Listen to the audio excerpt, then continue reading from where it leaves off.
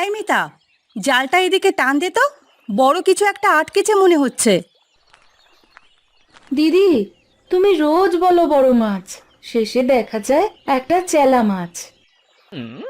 আজ সত্যিই ভারী লাগছে, দেখি না টেনে। টানো টানো, দেরি হলে পল্টু না খেয়ে স্কুলে চলে যাবে। ছেলেটা না খেয়ে গেলে সারাদিন আমার বুকটা কেমন করে জানিস। তা তো জানি দিদি, কিন্তু মানুষ তোকে করতেই হবে, তাই না? বলো। ঠিকই বলেছিস। ও যদি একদিন বড় হয়ে গ্রামের মুখ উজ্জ্বল করে, তাহলেই তো আমাদের এই কষ্ট সার্থক। হবে দিদি, নিশ্চয়ই হবে। ছেলেটা যা মেধাবী, দেখো, একদিন সবাই ওকে চিনবে। যাক, আজ ভালোই মাছ জুটলো। চল বাড়ি ফিরি, ছেলেটা উঠে পড়েছে হয়তো এতক্ষণে। চলো চলো, আজ ওর প্রিয় ইলিশ ভাজাটাও করে দেব।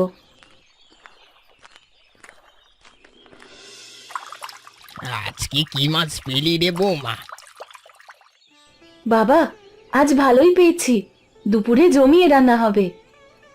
মা, আজ স্কুলে রেজাল্ট দেবে জানো তো? তাই নাকি? তাহলে তো আজ মিষ্টি বানাতেই হয়। আগে রেজাল্ট আসুক তো, মিষ্টি পরে হবে। বেশি লাফালাফি করিস না।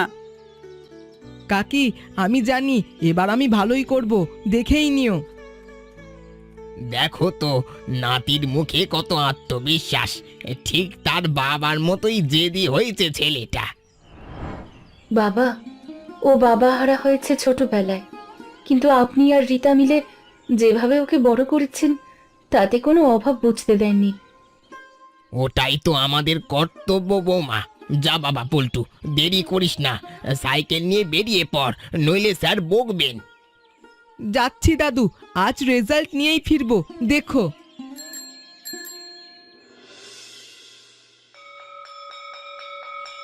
পল্টু, এবারও তুই ফার্স্ট হবি দেখিস। ওর তো সবসময় ফার্স্ট, আমাদের কপালে জোটে সেকেন্ড থার্ড। আরে বাদ দে তো, তোরা কম কিসে, সবাই তো একসাথেই পড়ছি। তুই যতই বিনয় দেখা, আমরা জানি তুই কত পড়িস রাত জেগে। হ্যাঁ রে, তোর মা কাকি তো দেখি সকালে পুকুরে মাছ ধরে, রাতে অন্যের বাড়ি কাজ করে। তোকে মানুষ করার জন্য কি পরিশ্রমটাই না করেছে। জানি রে, তাই তো আরো বেশি করে পড়তে হয় আমাকে। ওদের কষ্টটা বৃথা যেতে দেওয়া যাবে না। এই দেখ আমার 3 বছর বয়সের ছবি, মা আঁচলে জড়িয়ে রেখেছে। আমারটা দেখ, দাদুর কোলে বসে কাঁদছে হাসপাতালে। মা বলে আমি নাকি তখন খুব দুষ্টু ছিলাম। পল্টু, তোর ছোটবেলার ছবি নেই? দেখা তো একটা, তোকে দেখতে কেমন ছিল জানতে ইচ্ছে করে। আছে হয়তো, মনে পড়ছে না ঠিক রে, বাড়িতে খুঁজে দেখতে হবে।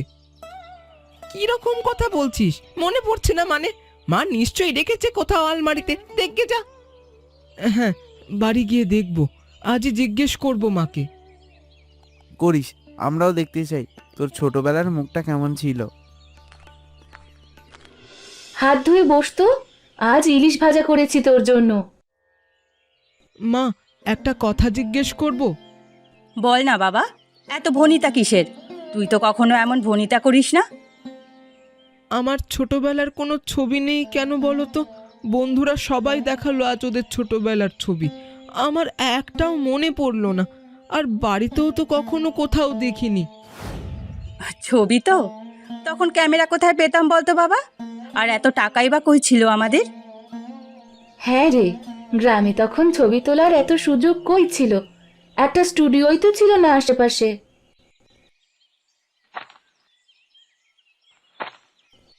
তাও 2-3 বছর বয়সের ছবি তো একটাও নেই। এটা কেমন যেন অদ্ভুত লাগছে আমার কাছে। আহা, অত পুরনো কথা কে মনে রাখে বলতো? যা, পড়তে বস, কাল স্কুল আছে, পড়া বাকি আছে না? আচ্ছা মা, আর একদিন জিজ্ঞেস করব, আজ থাক। শোন বাবা, তুই তো জানিসই আমরা তোকে কতটা ভালোবাসি। ছবি না থাকলেই কি ভালোবাসা কমে যায়? না মা, তা না, আমি শুধু কৌতূহলবশত জিজ্ঞেস করছিলাম। যা যা, পড়তে বস, রাত হয়ে যাচ্ছে।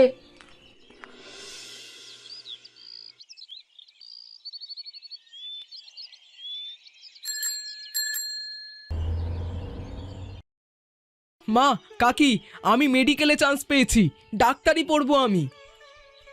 সত্যি বলছিস বাবা? আমার নিজের বিশ্বাস হচ্ছে না। আমি জানতাম বাবা তুই পারবি। আজকে না গর্বে আমার বুকটা ভরে যাচ্ছে রে।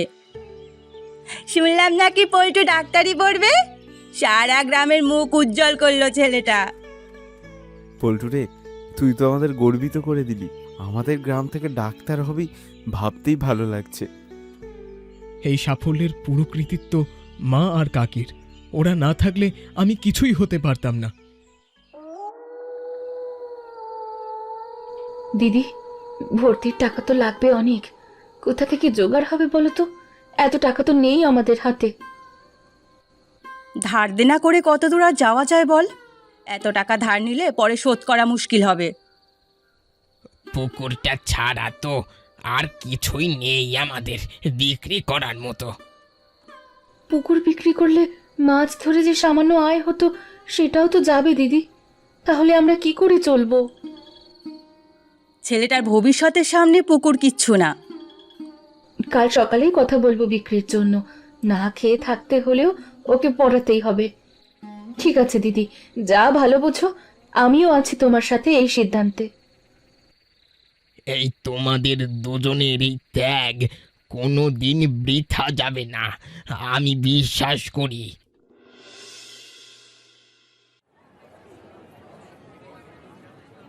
মা, কাকি, দাদু, তোমরা চিন্তা করো না, আমি নিয়মিত ফোন করব, আর টাকা লাগলে আমি জানাবো। সাবধানে থাকিস বাবা, নিজের খেয়াল রাখিস।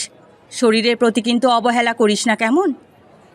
পড়াশোনায় মন দে ভালো করে, বাকিটা আমরা দেখে নেব।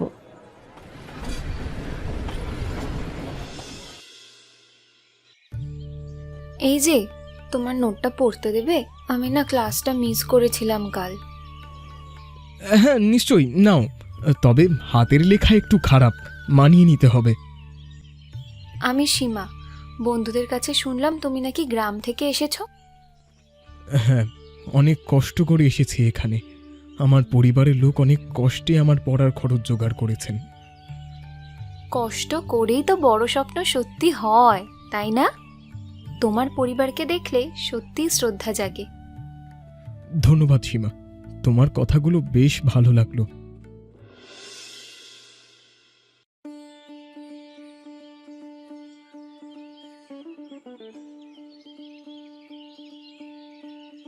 দেখো আমাদের বিয়ের কতগুলো সময় পার হয়ে গেল। অনেকদিন হলো কিন্তু গ্রামে যাওয়া হয় না। তা ঠিক বলেছ, মা, কাকিমা আর বন্ধুদের অনেক মনে পড়ে। আজও মায়ের সাথে কথা হয়নি তোমার? প্রায় 2 সপ্তাহ হয়ে গেল শুনেছি। সময় পাচ্ছি না গো, রোগীর ভিড় লেগেই আছে। নতুন ওয়ার্ডের দায়িত্বও পড়েছে আমার উপর। তাও তুমি মাঝে মাঝে ফোন করো। মা তো অপেক্ষায় থাকেন তোমার ফোনের জন্য সারাদিন। দেব, আজ একটু ব্যস্ত আছি খুব, কাল নিশ্চয়ই ফোন করব। তুমি প্রতিবারই না এই একই কথা বলো, কিন্তু ফোন তো আর করা হয় না। একটু সময় করে করো প্লিজ। ঠিক আছে, তুমি যখন এত করে বলছো, আজ রাতেই ফোন করব, প্রমিস। এখন আমি যাই, দেরি হয়ে যাচ্ছে।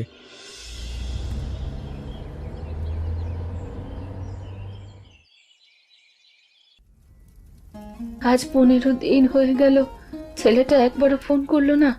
মনটা কেমন আনচান করছে। ও তো অনেক বড় ডাক্তার হয়েছে, নিশ্চয়ই খুব ব্যস্ত থাকে। রোগীদের সেবা করতে গিয়ে সময়ই পায় না। ব্যস্ত থাকুক, তবু মায়ের কথা তো একবার মনে পড়া উচিত। একটা ফোন করতে কতক্ষণ লাগে বলো তো? মন থেকে তো আর ভোলেনি, শুধু সময় পাচ্ছে না। ধৈর্য ধরো, দেখবে একদিন ঠিক ফোন করবে। তোমার কথা শুনে মনটা একটু শান্ত হলো। চলো রান্নাটা শেষ করি। ডাক্তারবাবু, বুকে বেশ কিছুদিন ধরে ব্যথা করছে, ভাবলাম দেখিয়েই যাই। বসুন, চেক করে দেখি। আপনাকে যেন কোথায় দেখেছি মনে হচ্ছে, খুব চেনা চেনা লাগছে। হতে পারে, অনেক জায়গায় ঘুরেছি জীবনে, অনেক মানুষের সাথে দেখা হয়েছে। এই দেখুন তো, আমার মা আর কাকির ছবি। আপনাকে কেমন চেনা চেনা লাগছে। এই মুখ কেমন যেন চেনা লাগছে আমার। কোথায় দেখেছি ঠিক মনে করতে পারছি না। আপনার কি হয়েছিল বলুন তো, শুনতে চাই আমি। বহু বছর আগে শহরে কাজের খোঁজে এসেছিলাম। তারপর এক দুর্ঘটনায় স্মৃতি হারিয়ে ফেলি। অনেকদিন হাসপাতালেও ছিলাম। তারপর আস্তে আস্তে সুস্থ হই। তারপর কি হলো? সুস্থ হলেও বাড়ির ঠিকানা, গ্রামের নাম কিছুই মনে করতে পারিনি। মাথায় শুধু ফাঁকা ফাঁকা লাগতো। তারপর আপনি কি করলেন? নতুন করে জীবন শুরু করি এই শহরে। কাজ খুঁজে নি, ধীরে ধীরে সংসার চালাতে শিখি। কিন্তু নিজের বাড়ি আর খুঁজে পাইনি কোনোদিন। আপনার পরিবারে কে কে আছেন এখন? স্ত্রী ছিলেন, তাকেও হারিয়েছি বলে ধরে নিয়েছি এতদিনে।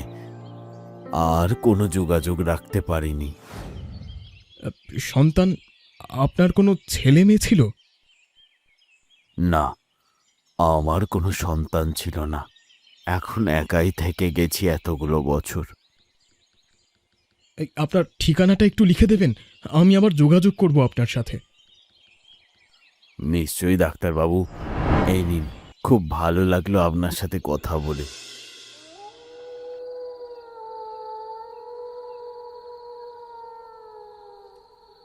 এই কি হয়েছে বলো তো তোমার? খাবারে হাতই দিচ্ছ না, প্লেটের দিকে তাকিয়ে বসে আছো কেন? না, কিছু না, এমনি একটু ক্লান্ত লাগছে আজ। আমাকে কিন্তু কিচ্ছু লুকিও না, তোমার চোখ অন্য কোনো কথা বলছে। আমি তোমাকে অনেক দিন ধরে চিনি। আজ চেম্বারে একটা লোক এসেছিলেন, তার কথাগুলো শোনার পর থেকেই মাথাটা কেমন এলোমেলো লাগছে। খাওয়া শেষ করে তারপর বলছি। আমার কোনো ছোটবেলার ছবি নেই, কখনো দেখিও নি। মা কাকি সব সময় প্রসঙ্গ এড়িয়ে যেত। আজ এই লোকটাকে দেখে মনে হলো এইসব হয়তো কাকতালীয় না। শান্ত হও আগে। এত বছর ধরে তোমাকে যারা এত ভালোবেসে বড় করেছেন, তাদের প্রতি সন্দেহ না করে সরাসরি জিজ্ঞেস করাই ভালো না? কিন্তু জিজ্ঞেস করলে যদি সত্যিটা এমন কিছু হয় যা আমার কল্পনার বাইরে। যাই হোক না কেন, সত্যিটা তো জানা দরকার। চলো, আগামীকালই আমরা গ্রামে যাই, মুখোমুখি বসে কথা বলি ওদের সাথে। হ্যাঁ, তাই ভালো হবে।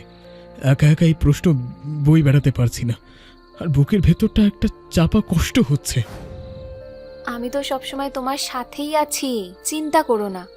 যাই ঘটুক না কেন, আমরা একসাথে সব সামলাবো। তোমাকে পাশে পেয়ে ভালো লাগছে সীমা, না হলে এই মুহূর্তে আমি সত্যি ভেঙে পড়তাম। কাল সকালেই বেরিয়ে পড়ি, চলো, আর দেরি করে লাভ নেই।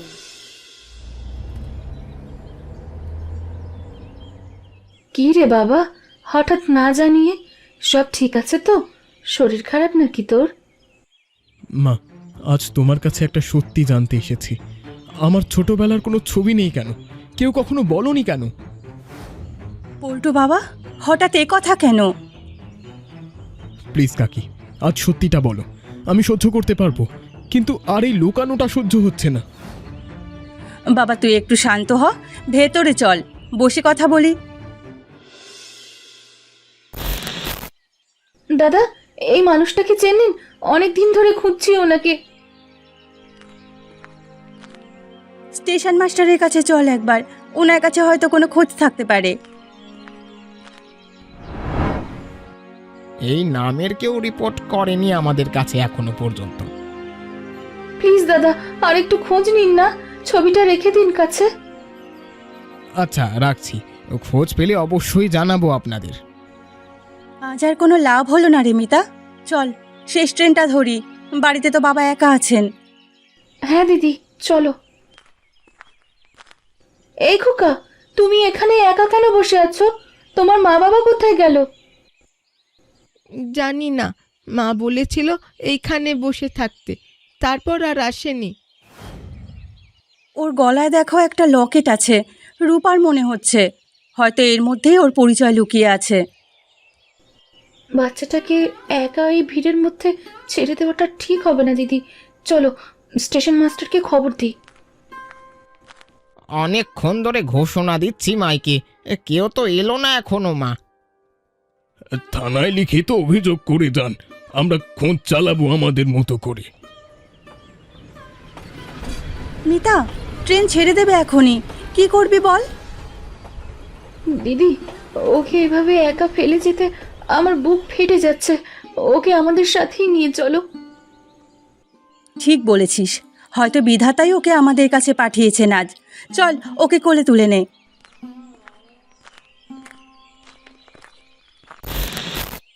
তখন সিদ্ধান্ত নিয়েছিলাম ওকে বাড়ি নিয়ে আসব। নাম রাখা হয় পল্টু। নিজের সন্তানের মতোই মানুষ করি আমরা সবাই মিলে। তাহলে আমি তোমাদের নিজের ছেলে নই? রক্তের সম্পর্কে না হলেও তুই আমার বুকের ধন পল্টু। এটুকু বিশ্বাস কোনোদিন হারাসনি তো বল? আমরা ভয় পেতাম বাবা, যদি সত্যিটা তুই জেনে আমাদের থেকে দূরে সরে যাস, তাই লুকিয়ে রেখেছিলাম এতদিন। কখনো দূরে সরবো না কাকি, তোমরাই তো আমার সব। মা, তাহলে আমার আসল বাবা মা কে ছিলেন? তাদের কোনো খোঁজ কি রাখুনি কখনো?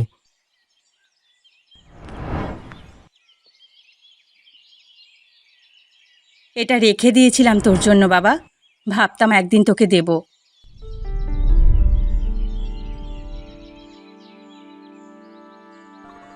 এই ছবিটাই ছিল একমাত্র চিহ্ন তোর আসল বাবা মায়ের। অনেক খোঁজ করেছিলাম তখন, কিন্তু কিছুই জানা যায়নি কারো কাছ থেকে। এই মুখ দুটো একদম অচেনা, তবু কেমন একটা টান অনুভব করছি বুকের ভেতর। হয়তো কোনোদিন খুঁজে পাবে তাদের, সময় হলে সবকিছুই সামনে আসবে। হোক বা না হোক, আজ বুঝলাম রক্তের সম্পর্ক না থাকলেও তোমরাই আমার আসল পরিবার। এই কথাটা শুনেই আমার বুক জুড়িয়ে গেল বাবা। মা, আপনারা একটু বসুন এখানে, আমি একজনকে আসতে বলেছি, তাকে দেখলে হয়তো চমকে যাবেন। কার কথা বলছিস মা? এই সন্ধেবেলা কে আসবে আবার? কি হয়েছে বলো তো সীমা, এমন রহস্য করছো কেন?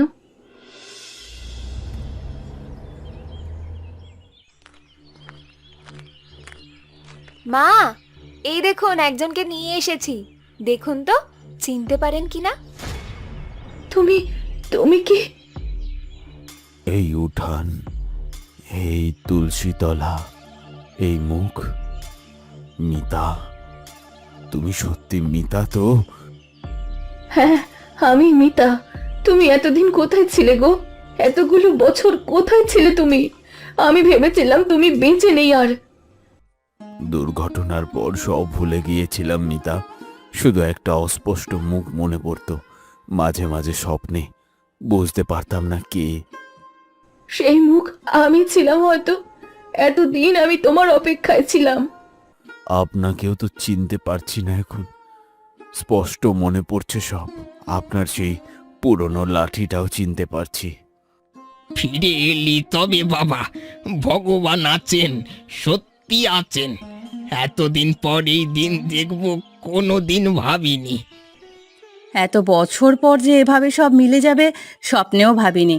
আজ সত্যি বড় আনন্দের দিন। মিতা, আমাকে ক্ষমা করো, আমাকে ক্ষমা করো। আমি ইচ্ছে করে হারিয়ে যাইনি, বিশ্বাস করো। নিয়তি নিয়তি এমন খেলা খেললো আমাদের সাথে। ক্ষমার কি আছে এতে? তুমি ফিরে এসেছো, এটাই তো সবচেয়ে বড় কথা।